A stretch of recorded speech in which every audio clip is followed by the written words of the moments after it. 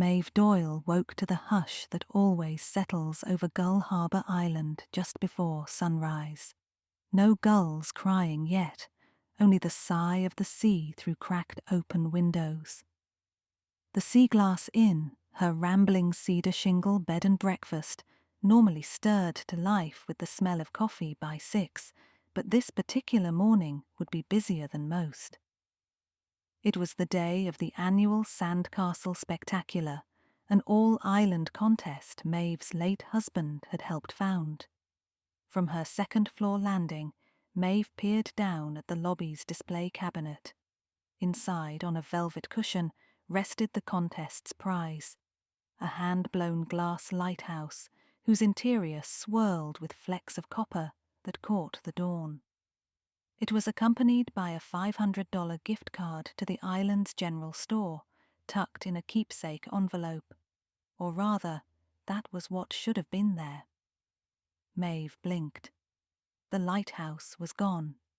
In its place lay 7 shells, arranged in a neat arc: spiral moon snail, pink scallop, shard of conch, piece of pale whelk, baby's ear, ridged cockle, and tiny auger. For a moment, Maeve wondered if the case's lighting made her imagine things. Then the first gull wailed outside, and the reality solidified. The prize had been stolen. She unlocked the cabinet, no sign of forced entry, and gathered the shells into her palm. Someone had taken the trophy last night, replaced it with this odd grinning assortment, and relocked the glass. Whoever it was had to be among her current guests or the small staff, none of whom had left the inn after 10, when a gale blew in and cancelled the final ferry. Lovely, Maeve muttered. This was not the sort of island intrigue she meant when she promised visitors a memorable stay. Footsteps tapped behind her. Poppy, Maeve's 16-year-old niece and unofficial summer assistant, appeared in neon flip-flops, eyes widening as she noticed the empty pedestal. "Auntie Maeve, where's the lighthouse?" "That is the question of the morning," Maeve said, handing over the shells. "And our thief left. Those." Poppy examined them, chewing her lower lip. "It's like a message in seashells instead of a bottle." Maeve exhaled. She smelled brewing coffee from the kitchen. Hector, her day cook, would soon announce breakfast. In less than 3 hours, the beach would fill with contestants eager for the prize now missing.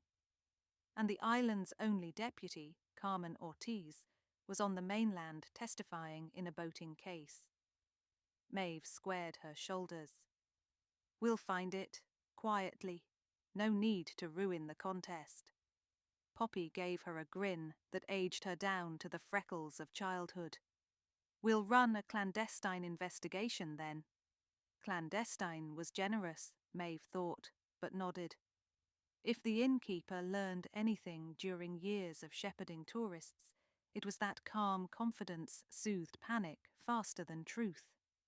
Breakfast, as always, served itself. Blueberry scones, fluffy scrambled eggs, and the world's friendliest coffee. Maeve circulated among her 8 guests. While topping off mugs, she gathered impressions.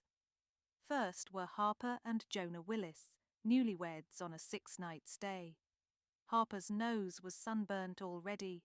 Jonah wore a Sandcastle's amicardio tee. They had spent last evening practicing turrets on the dunes until the gale arrived.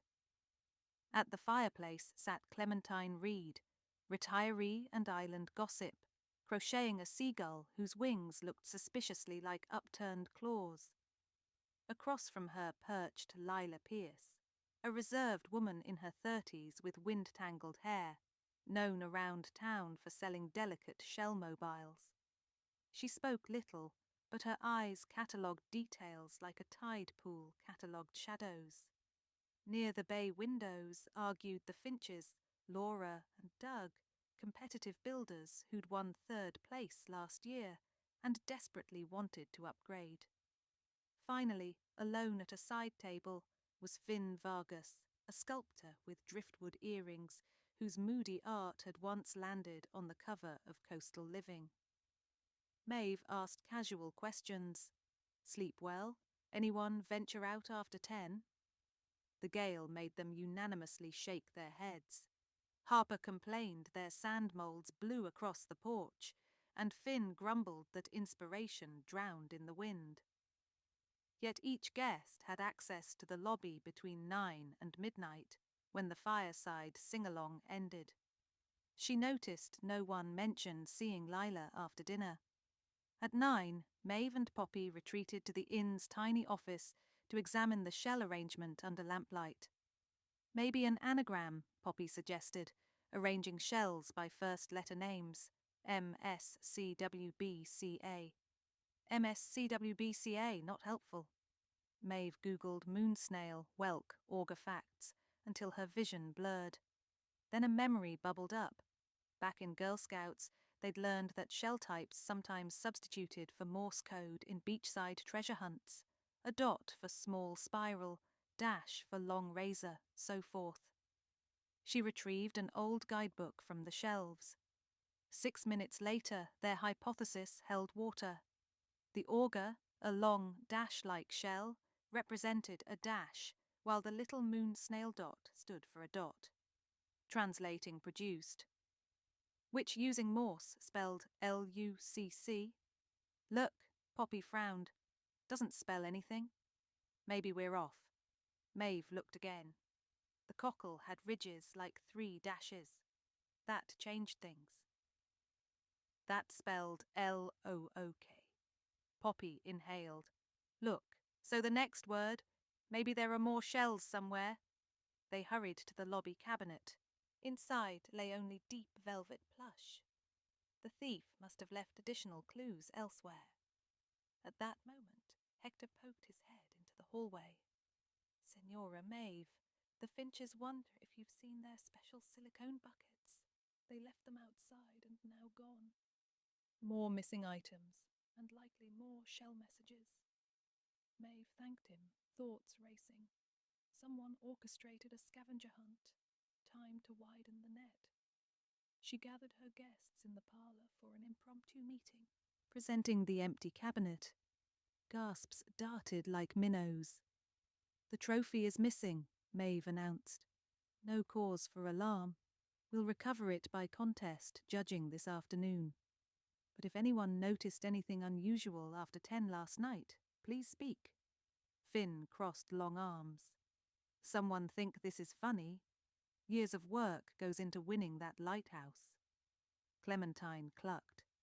I heard the wind howling till past midnight, but nothing else. Of course I sleep with earplugs soaked in lavender oil. Harper squeezed her husband's hand. Jonah was snoring like a foghorn, if that counts. Only Lila stayed silent, fingertips brushing her necklace, a small glass bottle stuffed with sand. Maeve asked guests to keep their eyes open for shell arrangements. Treat them as do not touch clues. Find one, call me. The group dispersed. Maeve's cell buzzed, a text from Deputy Ortiz promising to catch the noon ferry. Good, Maeve thought, but clues couldn't wait. She and Poppy started with the porch, scanning rocking chairs. On the 3rd windowsill sat another ark, 5 shells. Morse translation yielded under. Beside them leaned one of the Finch's missing silicone buckets filled with yet more shells spelling spade. Look under spade, Poppy whispered. Where? Might be literal, Maeve said, eyes turning toward the beach tool shed where community shovels were stored. They hurried outside. The gale had passed, leaving skies scrubbed clean. Early contestants clustered by the dunes, shaping moats, but no one seemed to notice Maeve and Poppy slip behind the shed. Inside, leaning against a rack, was an old wooden spade reserved for ceremonial first dig. At its base lay another shell message propped inside a child's sand shoe. Morse decoded to at low tide. Look under spade at low tide. Maeve checked her watch. Tide would bottom out in 20 minutes. "Ready to get sandy?" she asked. Poppy whooped. They used the ceremonial spade to clomp across the flats, where seaweed still dripped from rocks. Maeve targeted a half-submerged iron ring, once part of the old ferry dock. Burying small items there was island tradition. She plunged the spade. It struck something hard. Together they shoveled until Maeve's glove brushed a burlap sack. Inside rested not the glass lighthouse, but a plain mason jar holding yet more shells. A sigh whisked from Maeve's lips. "Our thief enjoys theatrics." They washed the jar in the surf, then perched on driftwood to decode. The message inside read, "Truth sits in the clouds."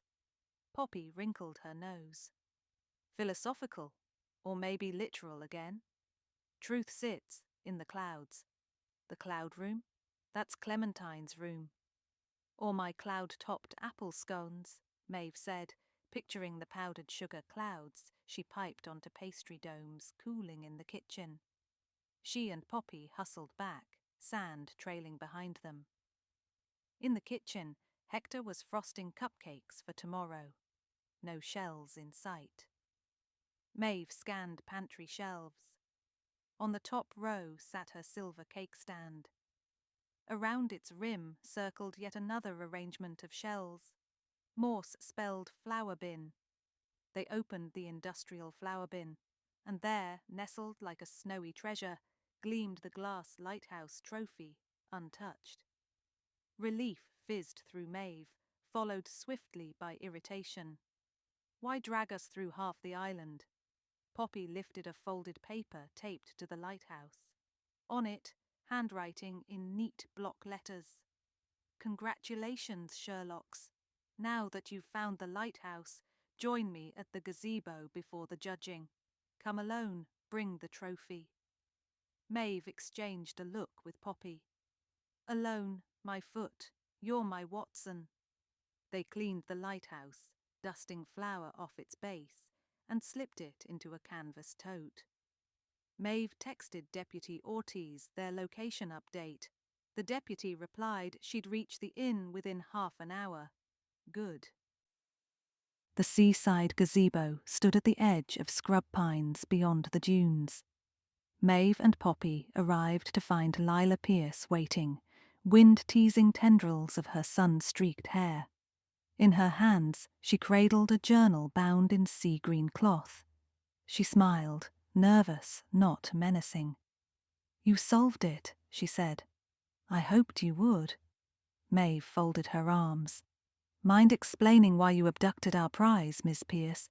I have grey hairs older than some of those shell puzzles." Lila's cheeks pinked. "I never meant to scare anyone. I planned to return the lighthouse before judging. This," she touched the journal, "was supposed to raise awareness. A treasure hunt, proof we can enjoy the beach without harming it." Poppy tilted her head. "Harming it how?" Lila opened the journal. Between pressed seagrass pages were photographs. Castle builders digging deep pits never refilled, gull chicks trapped, leftover plastics, a moat that collapsed on a nesting plover. Dates ran across several years. "I'm a coastal ecologist," Lila said softly. "I visit islands researching human impact. Every year the contest grows, and every year I record more damage. Last night, watching buckets blow into the sea, I thought, if I take the trophy, people will listen." Maeve steadied her voice. "Stealing isn't the best attention grabber." "I know." Lila met her eyes. "But I left clues to prove we can treasure the shore thoughtfully, using shells that were already broken, never live. You solved them using curiosity, not destruction." A rumble of footsteps approached. Finn Vargas, Clementine, and the newlyweds emerged, evidently drawn by Poppy's earlier text. Behind them trotted Deputy Ortiz in crisp uniform.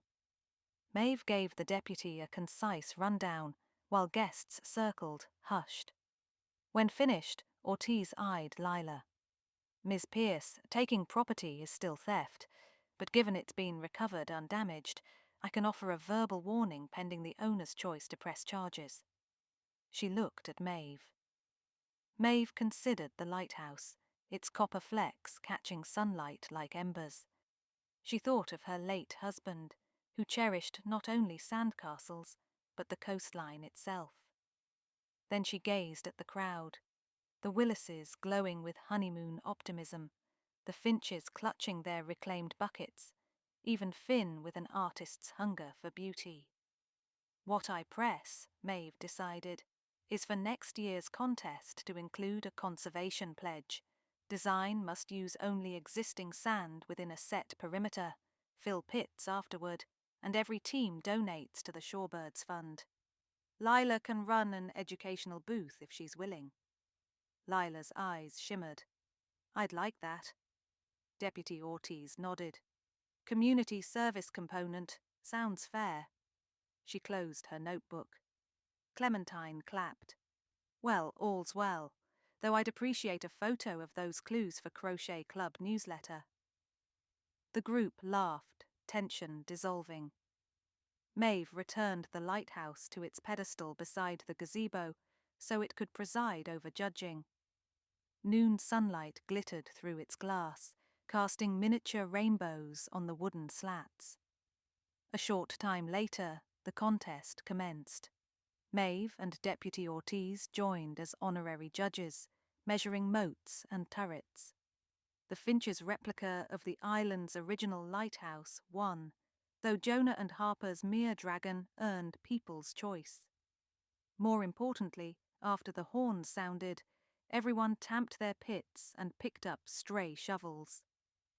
Lila walked the shoreline with children, teaching them how to spot living sand dollars without touching. As evening eased in, Maeve sat on the inn's porch swing nursing lemon-iced tea. Clouds blushed peach above the horizon. Poppy plopped beside her. Today was epic. Maeve laughed. Let's hope tomorrow's breakfast is less dramatic. Drama keeps life electric, Poppy said, then shyly added, I know helping me raise me wasn't your retirement plan, but adventures like this makes island life extra cool. Maeve hugged her. Raising you is exactly my plan, detective partner. Footsteps creaked again. Lila stepped onto the porch, holding a new Shell mobile. Tiny turbines of moonsnail and cockle dangled, chiming in the breeze. She offered it to Maeve. Thank you for understanding. Maeve accepted the gift. We'll hang it in the lobby as reminder. Mysteries solved, beaches protected. They watched the last light fade over Gull Harbour. Somewhere a gull cried, but softly now, the way a weary sentinel greets night, and the Seaglass Inn exhaled the warm, cinnamon-tinted sigh of a day set right again.